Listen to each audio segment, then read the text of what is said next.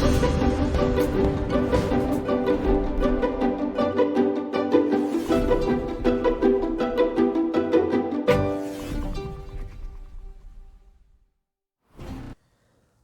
वालेकुम नाज़रीन। आज 19 दिसंबर 2021 को पाकिस्तान के सूबा खैबर पख्तूनख्वा जिसे KPK कहते हैं, उसमें बलदियाती इलेक्शन हुए। और इन बलदियाती इलेक्शन में जिन अज़ला में ये इलेक्शन हुए उनमें पेशावर, नौशहरा, चारसदा, खैबर, मेमंत, मर्दान, सवाबी, कोहाट, करक, हंगू, बन्नू, लक्की मरवत, डेरा इस्माइल ख़ान, टांग, हरीपुर, बोनेर, बाजोड़ वगैरह शामिल थे। अभी तक जो गैर हतमी नताइज सामने आ रहे हैं और मीडिया पे, सोशल मीडिया पे जो रिज़ल्ट सामने आ रहे हैं, वो रिज़ल्ट ये तस्वीर दिखा रहे हैं कि 8 साल तक KPK में हुकूमत करने के बावजूद PTI की हुकूमत वहाँ पे लोगों को मुतमईन नहीं कर सकी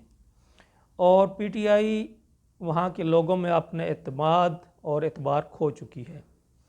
और लोग बहुत बड़ी तादाद में दूसरी पार्टियों की तरफ देख रहे हैं, उन्हीं पार्टियों को जिनको वो पहले आजमा चुके थे। और PTI की बदतरीन कारकर्दगी की वजह से मरकज़ में भी और सूबे में भी लोग फिर उन्हीं पार्टियों को देख रहे हैं जिनको लोग पहले करप्ट समझते थे, नाअहल समझते थे, उन्हीं रवायती पार्टियों को जिनमें नून league, peoples party, Jamaat Islami, उसके बाद ANP और मौलाना फजल रहमान साहब की JUI, ये पार्टियां वहाँ पे अब तक के जो रिज़ल्ट आ रहे हैं, हर पार्टी अपने हिस्से का केक में से अपना हिस्सा लेती जा रही है। और बहुत सारे ख़ास तौर पर पेशावर में अभी तक जो गैर हतमी नताइज हैं और जो आ रहे हैं उनके मुताबिक JUI का जो नुमाइंदा है मेयर के लिए, जो वहाँ पे कैंडिडेट है, वो आगे है। और इसी तरह बाकी भी कोहाट में भी यही सूरत हाल है, उसके बाद हरीपुर की तरफ यही सूरत हाल है, मर्दान में, चारसदा, नौशहरा। तो इस तरह से KPK जो नून PTI के एक स्ट्रॉन्ग होल्ड समझा जाता था, वो लग ये रहा है कि अब वो स्ट्रॉन्ग होल्ड ख़त्म हो गया। और दूसरी तरफ ये बात भी वाज़ेह है कि जिन क़ुव्वतों ने इमरान ख़ान को इक़्तिदार में लाया था और उनको सारी सहूलियात दी गई थी, इलेक्शन के दौरान भी दी गई थी और इलेक्शन के बाद भी, इमरान ख़ान ना तो उनके एतमाद पे पूरा उतरा है और ना ही अवाम के। और इस दौर हुकूमत में PTI का जो मरकज़ में 3 साल का दौर हुकूमत था, 3 साल से कुछ ऊपर हो गया, तो इसमें मुल्क की मुआशी सूरत हाल, मुल्क की दिफाई सूरत हाल बहुत ख़राब हो चुकी है और पाकिस्तान इस वक्त मुकम्मल तौर पे कर्ज़े पे चल रहा है, इंतज़ामी मामलात में ठहराव आ गया है। तो ये वो सूरत हाल है और महंगाई की हदें पार हो गई हैं। पूरे दुनिया में पाकिस्तान इस वक्त तीसरे चौथे नंबर पे महंगाई में। इसी तरह से पर कैपिटा जो इनकम है वो कम हो चुकी है, डॉलर का रेट बढ़ता जा रहा है, पाकिस्तानी रुपया नीचे गिर रहा है, बेरोज़गारी इंतहा पर है, लोगों को जॉब नहीं मिल रही, काम नहीं मिल रहा। तो ये वो सूरत हाल है जिसका अब रिएक्शन आना शुरू हो गया। और अब जो सिलेक्टर्स थे उनके लिए ये सारे का सारा बोझ उठाना मुमकिन नहीं है। अगर जो उस वक्त इमरान ख़ान को नून लीग और पीपल्स पार्टी के मुतबादिल के तौर पे सामने लाया गया था और अक्सरियत लोगों की पहले भी चाहते थे और अब भी चाहते हैं कि पाकिस्तान से जो मौरूसी सियासत का जो ये अफरीत है ये ख़त्म हो जाए, लेकिन ये मौरूसी सियासत का जो अफरीत है इसको कुदरती तौर पर ख़त्म होना है, ना कि किसी के ज़बरदस्ती। तो इन लोगों को हटाने के लिए मंजर से अदलिया का और फिर इस्टेब्लिशमेंट का एक नेक्सस हुआ, इसी तरह से मुख्तलिफ जो क़ुव्वतें थीं उनका नेक्सस हुआ और नवाज शरीफ को मैदान से हटाया गया और इसी तरह पीपल्स पार्टी को भी साइड पे किया। अगरचे पीपल्स पार्टी तो अपनी बुरी कारकर्दगी की वजह से पहले ही साइड लाइन पे काफ़ी हद तक हो चुकी थी, तो नून लीग को हटाया गया। अगरचे यहाँ पे जो साहिब राय लोग हैं वो ये कहते हैं कि अगर नून लीग को भी कुदरती इन्हितात का शिकार होने दिया जाता, कुदरती मुकाफ़ात अमल का शिकार होने दिया जाता, तो फिर नून लीग के लिए या नवाज शरीफ के लिए इस तरह, या उसके ख़ानदान को दोबारा इस तरह से आगे आने का मौका कम ही मिलता, और ये पॉपुलैरिटी ना मिलती जो इस वक्त, क्योंकि एक असूल है, साइंस का असूल है कि हर एक्शन के एक रिएक्शन होता है, every action has a reaction. तो जब एक्शन होता है तो उसके रिएक्शन में जो दूसरी पार्टी होती है वो भी अपना फुल जोर लगाती है, पूरा जोर लगाती है, और जब वो जोर लगा रहे तो फिर उसके साथ जो पूरी उसका एक फोर्स होती है वो ये नहीं देखती कि दूसरा सही है या गलत है, वहाँ पे अपना दिफा और होता है। तो जब नून लीग को पीसा गया, नून लीग को रगड़ा गया जायज़ और नाजायज़ तमाम तरीक़ों से, तो उसकी वजह से रिएक्शन एक तो नून लीग के वोटर में भी आया, साथ ही साथ वो सोने पे सुहागा ये हुआ कि जिसको सिलेक्ट किया गया था, इमरान खान को आगे लाया गया था, उसकी कारकर्दगी इतनी बुरी हुई, इतना पाकिस्तान के मुल्क के हालात बुरे हुए कि लोग सोचने पे मजबूर हो गए कि वो पहले वाला ही इससे बेहतर था, मतलब जिसको चोर डाकू कहते हैं। अगरचे मैं ये कहता हूँ कि इन लोगों ने इक़्तिदार में रह के वसाइल बनाए, वसाइल पे कब्ज़ा किया, अगरचे इनका तरीका वारदात यही होता है कि लीगल तरीके से करते हैं कि जहाँ पे प्रोजेक्ट लगाना होता है वहाँ पहले ज़मीनें ख़रीद ली या पहले वहाँ पे अपना प्रोजेक्ट लगा लिए, मतलब लीगल होता है, लेकिन ऑफ कोर्स वो वसाइल पे काबिज़ हो जाते हैं और फिर उन वसाइल से पैसा बनाते हैं। तो उनका वे ऑफ जो करप्शन है वो मिस यूज़ ऑफ अथॉरिटी होता है इन लीगल वे, कि अच्छा यहाँ पे ये होने वाला है या हम ये प्रोजेक्ट बना रहे हैं तो यहाँ पे ये चीज़ें पहले से हम इनको ऑक्युपाई कर लेते हैं। तो इस तरह से ये मामला थे। तो बहरहाल बाद में ये कह रहा था कि एक नाअहल शख्स को लाया गया जिसकी वजह से लोगों को, उन लोगों की करप्शन, उन लोगों की नाअहली, उन लोगों के मामला सारे पस पुश्त, मतलब वो अब दूसरे लफ्ज़ों में ये कह सकते हैं कि जब नून लीग और नवाज शरीफ की हुकूमत थी तो नवाज शरीफ को बड़ी बुराई कहा जाता था और लोग कहते थे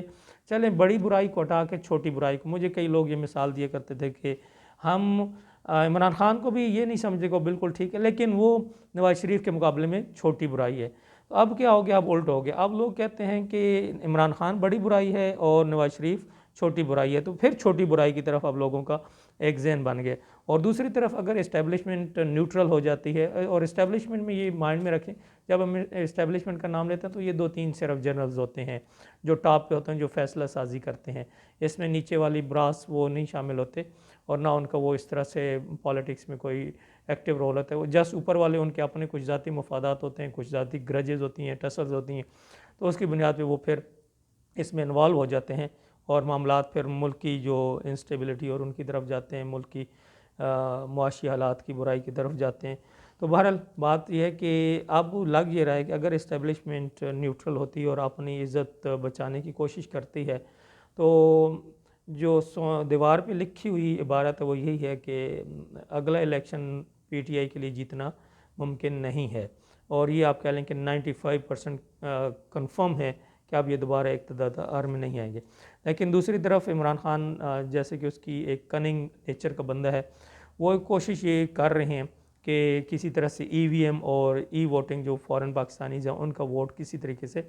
वो हो जाए ताकि उस वोट को यूज़ कर लिए। जैसे अभी पेशावर और ये केपीके के इलेक्शन में देखा गया कि काफ़ी जगह पर धांधली की कोशिश की गई और इवन इलेक्शन से पहले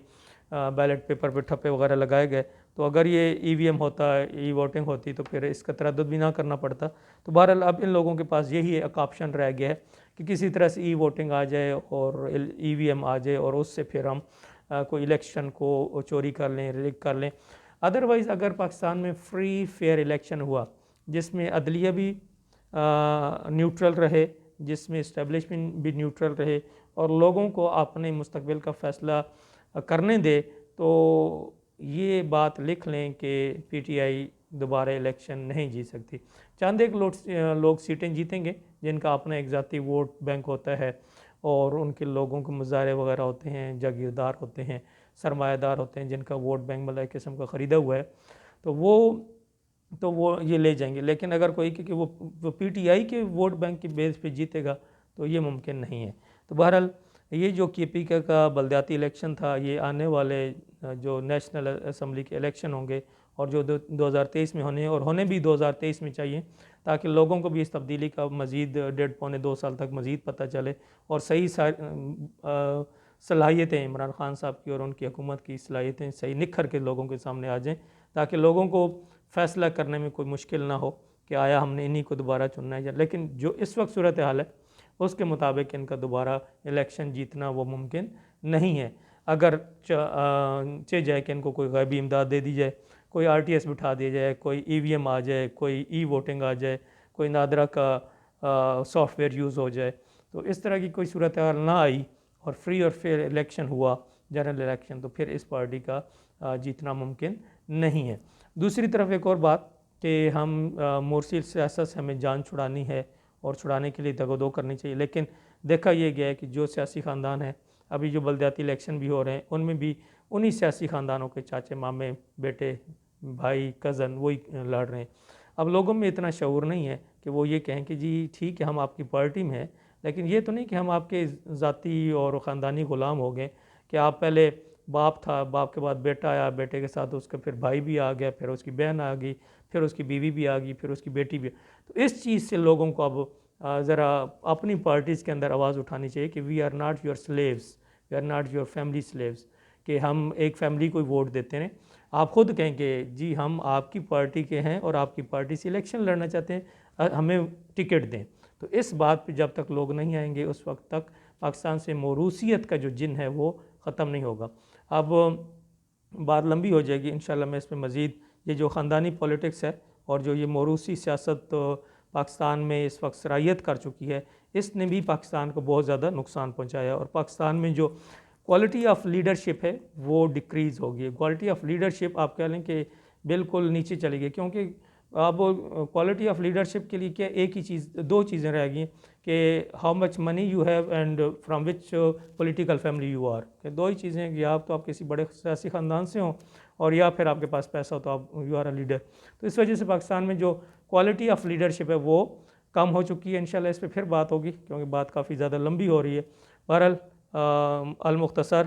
कि इस बलदियाती इलेक्शन ने आने वाले जनरल इलेक्शन की पिक्चर वाज़ेह कर दी है और लोगों का जो मिजाज है वो भी सामने नज़र आ रहा है। इजाज़त दीजिए, अस्सलाम वालेकुम।